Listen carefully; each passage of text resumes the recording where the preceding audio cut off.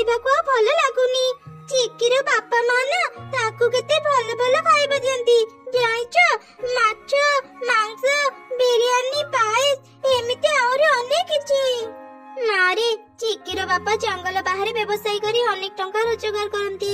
ସେଥିପାଇଁ ସେମାନେ ପ୍ରତିଦିନ ଭଲ ଭଲ ଖାଇବା ଖାଆନ୍ତି। ତୁ ତ ଜାଣୁ ଆମ ଜଙ୍ଗଲରେ ଏତେ କାମ ନାହିଁ। ମୁଁ ବହୁତ କଷ୍ଟ କରି ଖାଇବା ଯୋଗାଡ଼ କରେ। ସେମିତିରେ ତୋ ପାଇଁ ଭଲ ଭଲ ଖାଇବା କେମିତି ଯୋଗାଡ଼ କରିବି କହିଲୁ? ଏତେ କଷ୍ଟ କରି କଣ ଲାଭ ଯେତେବେଳେ ତୁମେ ଧନୀ ହେଇପାରୁନ? ମୁଁ ଏସବୁ ଆଉ ଖାଇପାରିବିନି। ମୁଁ ଏବେ ଚିକି ଘରକୁ ଯିବି ଆଉ ତାର ବାପା ମାଙ୍କୁ ବଢିଆ ବଢିଆ ଖାଇବା ମାଗିବି। ନାଇଁ ରେ ମା, ସେମାନଙ୍କ ପାଖକୁ ଯାନି। ଥରେ ମୋ କଥା ଶୁଣିଯା। ସେମାନେ କେବେ ବି ତତେ ତାଙ୍କ ଖାଇବା ଦେବେନି। ତତେ ଅପମାନ ଦେଇ ଘରୁ ବାହାର କରିଦେବେ। ଏ ଝିଅଟାକୁ ମୁଁ ବୁଝେଇ ପାରିବିନି। କଣ ଯେ ବି କରିବି? କାଉ ଆଣ୍ଟି, ମତେ କିଛି ଭଲ ଭଲ ଖାଇବା ଦେବ? ମୋ ମା ମତେ ପ୍ରତିଦିନ ଖାଲି ଡାଲି ଭାତ ଦେଉଛନ୍ତି। ସେଥିପାଇଁ ମୁଁ ଆଜି କିଛି ବି ନ ଖାଇ ଚାଲି ଆସିଛି। ତା ବାପା ଯେମିତି ଆମକୁ ଲକ୍ଷ ଲକ୍ଷ ଟଙ୍କା ଦେଇଛି ତତେ ଭଲ ଭଲ ଖାଇବା ଖୁଆଇବା ପାଇଁ, ସେଥିପାଇଁ ମା ସହ ଝଗଡା କରି ଆମ ପାଖକୁ ଚାଲି ଆସିଛୁ। ଭଲ ଭଲ ଖାଇବା କଣ ଆକାଶରୁ ଖସୁଛି ଭାବୁଛୁ? ସେ ସବୁ ଖାଇବା ପାଇଁ କେତେ ପରିଶ୍ରମ କରିବାକୁ ପଡେ। ଏତେ ପରିଶ୍ରମ କରି ଆମେ ଟଙ୍କା ରୋଜଗାର କରୁଛୁ କଣ ତତେ ଖାଇବା ପାଇଁ? ଆମକୁ ବିରକ୍ତ ନ କରି ଏଠୁ ଚାଲିଯା। ଆମେ ତତେ ଖାଇବା ଦେଇପାରିବୁନି। ଓହୋ, ଛୁଆଟା ଖାଇବାକୁ ମାଗିଲା ବୋଲି ତୁ ତାକୁ ଏତେ କଥା କହି ପକଉଛୁ? ମା କୁନି, ତୁ ଜମା ମନ ଦୁଃଖ କରନି। ତୁ ସେ ଚେୟାରରେ ବସ, ମୁଁ ତତେ ଖାଇବା ଦଉଛି। କଣ କହୁଛ ତମେ? ତୁମର କଣ ମୁଣ୍ଡ ଖରାପ ହେଇଯାଇଛି? ମୁଁ କିଛି ବି ଭୁଲ କହୁନି। ତୁ ଚୁପ ହେଇ ଏବେ ଖା, ପରେ ମୁଁ ତତେ ସବୁ କଥା ବୁଝେଇବି। ତାପରେ ସମସ୍ତେ ଖାଇବା ଖାଇଲେ। ଖିଆ ସରିଲା ପରେ ଦୁଇ ଛୁଆ ବାହାରେ ଖେଳୁଥିଲେ। ସେତେବେଳେ ଏବେ ମତେ କୁହ, ତୁମେ ସେ କୁନିକୁ ଏତେ ଭଲ ଭଲ ଖାଇବା କଣ ପାଇଁ ଖୁଆଇଲ? ମୁଁ କେବେ ବି ଲାଭ ଛଡା କିଛି କାମ କରେନି। ଆମେ ଯୋଉ ବ୍ୟବସାୟ କରନ୍ତି ଏବେ ବହୁତ କମ ଟଙ୍କା ଆମେ ରୋଜଗାର କରୁଛନ୍ତି। ସେଥିପାଇଁ ମୁଁ ଭାବିଛି ଏଥର ଛୋଟ ଛୁଆକୁ ଦେଇ ସେ କାମ କରେଇବି। ହେଲେ କେମିତି? କାଉ ତା ଯୋଜନା କଥା ତା ସ୍ତ୍ରୀକୁ କହିଲା। ବାଃ, ତୁମେ ତ ଖୁବ ଭଲ କଥାଟେ ଭାବିଛ। ଆଉ ତାହେଲେ ଡେରି କରନି, ଚାଲ ଏବେ ହିଁ ସେ କାମରେ ଲାଗି ପଡିବା। ମା କୁନି, ମତେ କ୍ଷମା କରିଦେବୁ। ସେତେବେଳେ ମୋ ମନ ଭଲ ନଥିଲା ତ ତୋ ସହ ଖରାପ ବ୍ୟବହାର କରିଦେଲି। ମୁଁ ଏବେ ପ୍ରତିଦିନ ତତେ ଭଲ ଭଲ ଖାଇବା ଖୁଆଇବି। ହେଲେ ମାରେ, ସେଥିପାଇଁ ତତେ ଗୋଟେ ଛୋଟ କାମ କରିବାକୁ ପଡିବ। ଆମେ ପ୍ରତିଦିନ ଯୋଉ ଜାଗାକୁ ଯିବୁ ତୁ ବି ଆମ ସାଙ୍ଗରେ ଯିବୁ, ଠିକ ଅଛି? ଆଚ୍ଛା ଠିକ ଅଛି ଆଣ୍ଟି, ମୁଁ ଯିବି। କିନ୍ତୁ ମୁଁ ତୁମ ସାଙ୍ଗରେ କୋଉଠିକି ଯିବି? ଆମ ସାଙ୍ଗରେ ପାଖ ଜଙ୍ଗଲକୁ ଯିବୁ। ଆମେ ସେଠି କାମ କରିବୁ ଆଉ ତୁ ଗୋଟେ ଗଛ ମୂଳେ ବସିବୁ। କାମ ସରିଲେ ତୁ ଆମ ସାଙ୍ଗରେ ଘରକୁ ଫେରି ଆସିବୁ। ଆରେ କୁନି, ତୋର ଯଦି ଆଉ କିଏ ଗରିବ ସାଙ୍ଗ ଅଛନ୍ତି ଯା, ତାଙ୍କୁ ବି ନେଇ ଆସିବୁ। ତମ ସମସ୍ତଙ୍କୁ ଆମେ ଭଲ ଭଲ ଖାଇବା ଦେବୁ। ହଁ ହଁ, ମୋର ଆଉ 2 ଜଣ ସାଙ୍ଗ ଅଛନ୍ତି। ତାଙ୍କୁ ବି ଭଲ ଭଲ ଖାଇବା ଖାଇବାକୁ ଇଚ୍ଛା ହୁଏ। ମୁଁ ଏବେ ଯାଉଛି, ସେମାନଙ୍କୁ ଡାକି ଆଣିବି। ଚାଲ ଚିକି, ଯିବା। ଆରେ ପିଙ୍କି, ମିକି, ତମେ ମାନେ ଏଇଠି ଖେଳୁଛ? ତମେ ମାନେ ମୋ ସାଙ୍ଗରେ ଆସ, ମୁଁ ତମ ମାନଙ୍କୁ ବଢିଆ ବଢିଆ ଖାଇବା ଖୁଆଇବି। କିନ୍ତୁ ଆମେ ତ ସାଙ୍ଗରେ କୋଉଠିକି ଯିବୁ? ତାପରେ କୁନି ତା ସାଙ୍ଗ ମାନଙ୍କୁ ସବୁ କଥା କହିଲା। ସବୁ ଶୁଣି ସେ ଆର 2 ଛୁଆ ବି ତା ସହ ଯିବାକୁ ରାଜି ହେଇଗଲେ। ସତରେ ଚିକି, ତା ବାପା ମା ବହୁତ ଭଲ। ସେମାନେ ଆମକୁ ବଢିଆ ବଢିଆ ଖାଇବା ଖୁଆଇବେ। ହଁ, ମୋ ବାପା ମା ବହୁତ ଭଲ। ଏବେ ଶୀଘ୍ର ଶୀଘ୍ର ମୋ ସାଙ୍ଗରେ ମୋ ଘରକୁ ଚାଲ, ନହେଲେ ମୋ ବାପା ମା କାମକୁ ପଳେଇବେ। ଆସିଗଲ ତମେ ମାନେ। କୁନି, ତୁ ତ ସାଙ୍ଗ ମାନଙ୍କୁ ସବୁ କଥା ବୁଝେଇକି କହିଛୁ ତ? ହଁ ଆଣ୍ଟି, ମୁଁ ସମସ୍ତଙ୍କୁ ସବୁ କଥା କହିଛି। ଭଲ କରିଛୁ। ଏବେ ତମେ 2 ଜଣ ବି ଶୀଘ୍ର ଶୀଘ୍ର ଖାଇବା ଖାଇନିଅ, ତାପରେ ଆମେ କାମକୁ ଯିବା।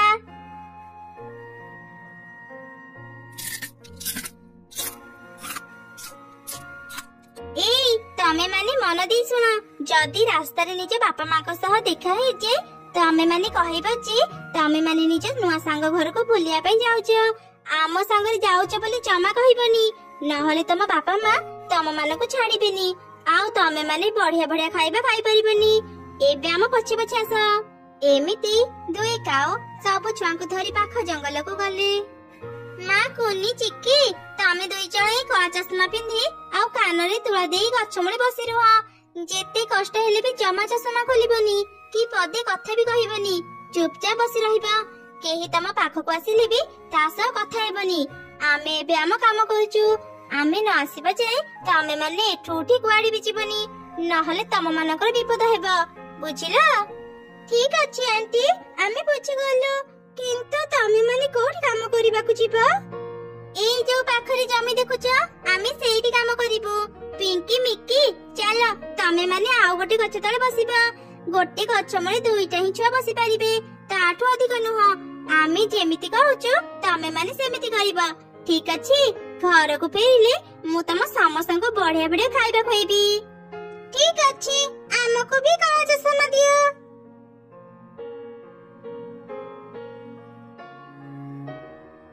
ଶୁଣ, ଏବେ ସବୁ ଛୁଆଙ୍କ ପାଖରେ 4ଟା ଥାଳି ରଖିଦେ। ଏଇ ଜଙ୍ଗଲରେ ଅନେକ ଧନୀ ଚଢେଇ ଅଛନ୍ତି। ଏଇ ଛୁଆ ଗୁଡା ଅନ୍ଧ ଆଉ କନ୍ଦା ଜାଣିଲେ ଚଢେଇ ମାନେ ତାଙ୍କୁ ଅନେକ ଟଙ୍କା ଦେବେ। ପ୍ରତିଦିନ ଆମର ଭଲ ଟଙ୍କା ରୋଜଗାର ହେବ। ଏଇ ତ ଗୋଟେ ଧନୀ ଚଢେଇ ଏଟାକୁ ଆସୁଛି। ଚାଲ ଆମେ ଲୁଚି ଯିବା। ଆରେ ଆରେ, ଛୁଆ ଦୁଇଟା କେତେ ସୁନ୍ଦର। କାହିଁକି ଯେ ଭଗବାନ ଏମାନଙ୍କୁ ଅନ୍ଧ କଲେ? ଏମାନଙ୍କୁ ଦେଖିଲେ ମତେ ଭାରି କଷ୍ଟ ହେଉଛି। ଯାଏ କିଛି ଟଙ୍କା ଦେଇଦିଏ। ସେଦିନ ଯିଏ ବି ଚଢେଇ ଛୁଆ ମାନଙ୍କୁ ଦେଖୁଥିଲା ତାଙ୍କୁ ଅନ୍ଧ ଭାବି ଟଙ୍କା ଦେଇ ଚାଲି ଯାଉଥିଲା। ସନ୍ଧ୍ୟା ହେବା ପରେ ଆରେ ସନ୍ଧ୍ୟା ହେଇଗଲାଣି, ଚାଲ ଏବେ ସବୁ ଛୁଆଙ୍କ ପାଖକୁ ଯିବା ଆଉ ଦେଖିବା ସେମାନେ କେତେ ଟଙ୍କା ପାଇଛନ୍ତି। ତାପରେ ସବୁ ଛୁଆଙ୍କୁ ନେଇ ତାଙ୍କ ଘରେ ବି ପହଞ୍ଚେଇ ଦେବା, ନହେଲେ ତାଙ୍କ ବାପା ମା ଛୁଆ ମାନଙ୍କୁ ଖୋଜି ଖୋଜି ଆମ ଘରେ ପହଞ୍ଚି ଯିବେ।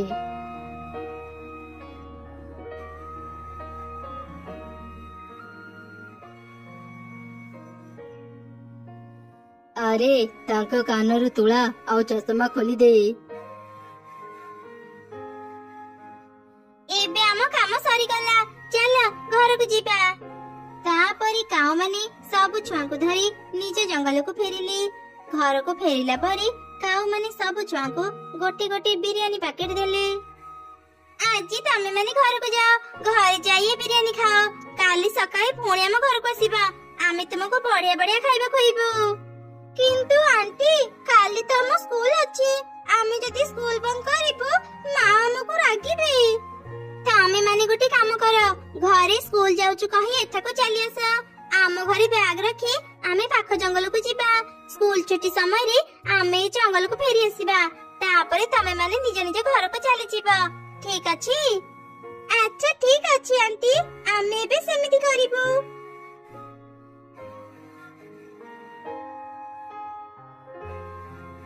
କିରେ ମା, ତୁ ଏତେ ସମୟ କୋଉଠି ଥିଲୁ? ଆଉ ଏ ବିରିୟାନୀ ପ୍ୟାକେଟ ତତେ କିଏ ଦେଲା? ମା, ଆଜି ଆମେ ଆମର ଗୋଟେ ନୂଆ ସାଙ୍ଗ ଘରକୁ ଯାଇଥିଲୁ। ତାର ବାପା ଆମକୁ ଏ ବିରିୟାନୀ ପ୍ୟାକେଟ ଦେଇଛନ୍ତି। ଓ ଆଚ୍ଛା, ଏବେ ତୁ ଯା ଖାଇଦେଇ ପାଠ ପଢିବୁ, ସକାଳେ ପୁଣି ସ୍କୁଲକୁ ଯିବୁ। ଏମିତି ସେ ରାତି ବିତିଗଲା।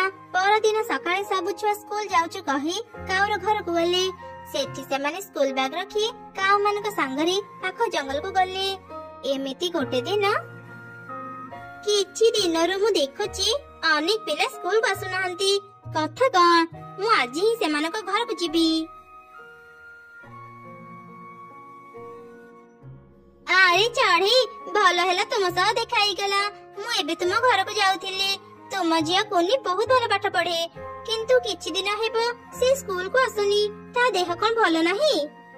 ନା ନା ମ୍ୟାଡାମ, ତା ଦେହ ଭଲ ଅଛି। ସେ ପ୍ରତିଦିନ ସ୍କୁଲକୁ ବି ଯାଏ। ଯଦି ସେ ସ୍କୁଲ ନ ଯାଉଛି ତାହେଲେ ସେ କୋଉଠିକି ଯାଉଛି? ମୁଁ କାଲି ହିଁ ତା ପଛରେ ଯିବି ଆଉ ଦେଖିବି ସେ କୋଉଠିକି ଯାଉଛି।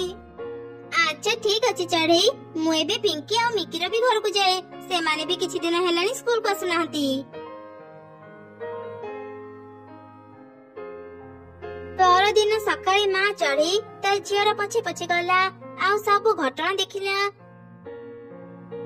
ସବୁ ଜାଣିତ ସେ ଅନେକ ରାଗିଗଲା। ସେ ଶୀଘ୍ର ପୋଲିସ ଥାନାକୁ ଗଲା ଆଉ ପୋଲିସକୁ ସବୁ ଘଟଣା କହିଲା। ଆରେ ବା, ଆମେ ଯେତେବେଳେ ଅନ୍ଧ ସାଜି ସମସ୍ତଙ୍କୁ ଭିକ ମାଗୁଥିଲେ ସମସ୍ତେ ଆମକୁ କେତେ ଅଳ୍ପ ଟଙ୍କା ଦେଉଥିଲେ। ହେଲେ ଯେବେଠୁ ଏ ଛୁଆମାନେ ଅନ୍ଧସାଜି ଭିକ ମାଗୁଛନ୍ତି ସମସ୍ତେ ତାଙ୍କ ଉପରେ ଦୟାକରି ଅନେକ ଟଙ୍କା ଦେଉଛନ୍ତି। ଏମିତି ଯଦି କିଛି ଦିନ ଚାଲିବ ଆମେ ସମସ୍ତଙ୍କଠୁ ଧନୀ ହେଇଯିବା।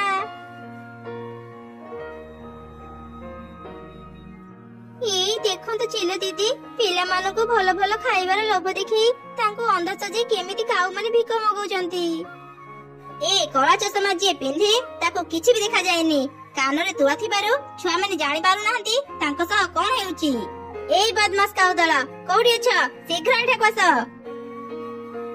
ଚିଲ ଦିଦି, ଆମର ଭୁଲ ହେଇଗଲା, ଆମକୁ କ୍ଷମା କରିଦିଅ।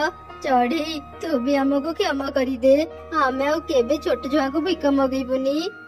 ନା, ତମ ମାନଙ୍କର କ୍ଷମା ନାହିଁ। ଛୋଟ ଛୋଟ ଛୁଆଙ୍କର ସ୍କୁଲ ଯିବା ବନ୍ଦ କରି ତାଙ୍କୁ ଖରାପ ବାଟକୁ ନେଇ ତାଙ୍କ ଭବିଷ୍ୟତ ନଷ୍ଟ କରୁଛ।